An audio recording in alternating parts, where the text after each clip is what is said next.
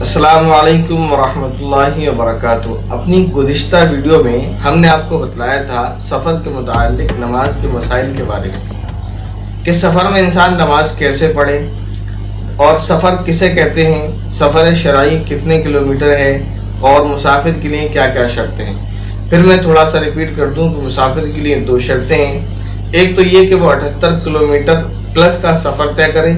दूसरी शर्त यह है कि जहाँ का वो सफ़र कर रहा है वहाँ 15 दिन या उससे कम 15 दिन से कम रहे, 15 दिन या उससे ज़्यादा ना रहे बल्कि 15 दिन से कम ही रहे।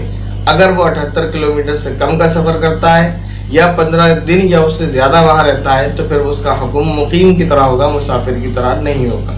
वो आप पुरानी वीडियो में हमारी देख सकते हैं। इस वीडियो में हम आपको बताने वाले हैं कि अगर कोई शख्स घर पर था और फिर वो सफ़र में चला गया लेकिन उसके ज़िम्मे कुछ नमाज़ें बाकी थीं क़ज़ा जो उसने घर पर छोड़ी हुई थी, तो अब अगर वो सफ़र में उनको पढ़ना चाहे तो किस तरह पढ़े। इसी तरह अगर कोई शख्स सफ़र पर गया और वहाँ उसके ज़िम्मे कुछ नमाज़ें क़ज़ा हो गई और वो घर वापस आ गया, तो घर वापस आने के बाद वो नमाज़ें कितनी पढ़े।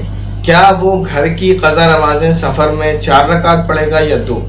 इसी तरह क्या वो सफ़र की क़ज़ा नमाज़ें घर पर 2 रकात पढ़ेगा या 4। सवाल क्या है, तो देखिए पिछली वीडियो में बताया था कि घर पर 4 रकात वाली नमाज 4 ही रकात हैं और सफ़र में 4 रकात वाली नमाज 2 रकात हो जाती हैं अगर अकेले और तन्हा नमाज पढ़े तो इसी तरह मसला ये भी है कि अगर किसी शख्स की घर की नमाजें क़ज़ा थी, यानी ज़ोहर की नमाज उस पर क़ज़ा थी तो वो 4 रकात क़ज़ा थी, लिहाजा अगर वो सफ़र में जाकर भी उस क़ज़ा नमाज को पढ़ेगा तो 4 की 4 रकात ही पढ़ेगा। इसी तरह अगर कोई सफ़र में था और सफ़र में उसकी नमाज क़ज़ा हो गई ज़ोहर की या असर की या इशा की, तो क्योंकि 4 की 2 रकात उसको वहाँ अदा करनी होती हैं, तो अब अगर वो सफ़र से घर पर आ भी गया तो अब अगर वो नमाज अपनी अदा करेगा सफ़र वाली तो वो 2 की 2 ही रकात अदा करेगा, 2 के बजाय 4 रकात नहीं पढ़ेगा। ये सफ़र और घर की नमाज़ों की पढ़ने की तरतीब है। एक दूसरी बात और एक छोटा सा अहम मसला ये बतलाना है कि आदमी मुसाफिर कब शुमार होता है। क्या वो 78 किलोमीटर पार करने के बाद मुसाफिर शुमार होता है। तो इसके ताल्लुक से जानिए कि इंसान जब घर से निकला 78 किलोमीटर के सफ़र का इरादा करके, तो जब घर से निकलेगा तो जो उसका घर है, जो उसका शहर है, उस शहर की जब आबादी को पार कर देगा, उस शहर की आबादी को पार करते ही वो शख्स मुसाफिर शुमार होने लगेगा क्योंकि उसका इरादा 78 किलोमीटर सफ़र करने का है। तो जब वो आबादी से निकला तो आबादी से निकलने के बाद ही उसका जो सफ़र है, चाहे बीच में वो 78 किलोमीटर से कम है, आबादी से निकलने के बाद उसके ऊपर जो नमाजें वाजिब होंगी, जो नमाज का वक्त आएगा तो वो नमाजें उसकी सफ़र के ही हुक्म में होंगी। ये उसके लिए ज़रूरी नहीं है कि वो 78 किलोमीटर का सफ़र तय कर दे उसके बाद वो मुसाफिर शुमार किया जाएगा।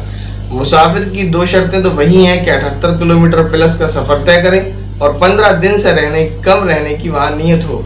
लेकिन मुसाफिर शुमार तब से होने लगता है, तब से मुसाफिर कहलाए जाने लगता है जब से वो अपने शहर की आबादी को पार कर दे। जब वो अपने शहर की आबादी को पार कर देगा, जैसे मसलन कोई शख्स ज़ोहर की नमाज के कुछ देर बाद घर से निकला तो उस वक्त जिस वक्त वो अपने शहर में था ज़ोहर की ही नमाज का वक्त था, लेकिन जैसे ही उसने अपने शहर की आबादी को पार किया तो असर की नमाज का वक्त आबादी को पार करने के बाद शुरू हो गया। लेकिन 78 किलोमीटर पहुंचने से पहले पहले उसकी असर का वक्त ख़त्म हो गया। तो क्योंकि 78 किलोमीटर शरई सफ़र की हद है, तो अगर उससे देखेंगे तो ये महसूस होता है कि इसको असर की 4 रकात नमाज पढ़ना चाहिए, लेकिन नहीं, बल्कि क्योंकि ये शहर की आबादी से निकल चुका था उसके बाद उस पर असर की नमाज का वक्त शुरू हुआ तो वो उसकी असर की नमाज सफ़र के दौरान ही शुरू हुई है, लिहाजा उसको वो असर की नमाज 2 रकात ही पढ़ना है। अकेले तन्हा और अकेले पढ़ेगा तो 4 रकात नहीं पढ़ना है। ये मसला बहुत अहम है, इसको आप बगौर सुने और ध्यान से सुने, उसे समझ लें। अगर न समझ आए तो कमेंट बॉक्स में हमसे सवाल करें, इंशाअल्लाह किसी दूसरे अंदाज से आपको समझाने की कोशिश की जाएगी। अस्सलामु अलैकुम।